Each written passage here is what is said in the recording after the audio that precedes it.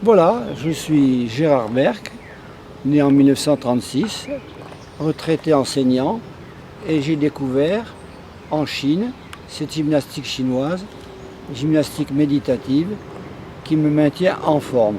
C'est pas difficile d'être en forme, une bonne hygiène, pas d'alcool, pas de tabac, pas de graisse, pas de sucre, marcher, et tous les matins, quand le soleil se lève, à la campagne, au bord d'un fleuve, d'une rivière, sur les quais à Bordeaux, vous faites votre séance de tai chi. C'est-à-dire vous renvoyez à la terre toutes les énergies négatives. Et vous ne regardez que ce qui est positif, ce qui est beau, ce qui est lumineux, une fleur, un animal. Faites comme eux. On est locataire de son corps. Il faut en prendre soin. C'est pas difficile. Un peu de discipline surtout. Un peu de discipline. Et après on est calme. Mes trois armes sont les suivantes.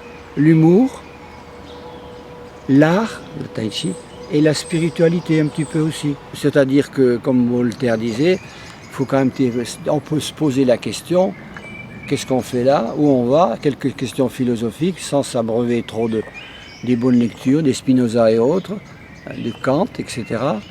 Et se dire que si on est là, ben, on ne s'est pas auto-inventé, auto-créé. Je pense quand même, comme disait Voltaire, il y a un grand architecte ou un grand horloger. Il n'y a pas d'horloge sans grand horloger, me semble-t-il. Mais on ne va pas aller au-delà. Il ne faut pas se casser la tête non plus. Il ne faut pas que ça prenne le chou. C'est pas bon. Mais juste un petit peu.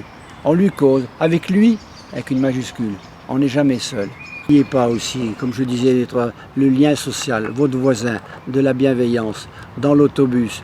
Sourire, ça coûte rien. Votre voisin, la caissière de Carrefour qui s'embête comme tout. Un petit sourire.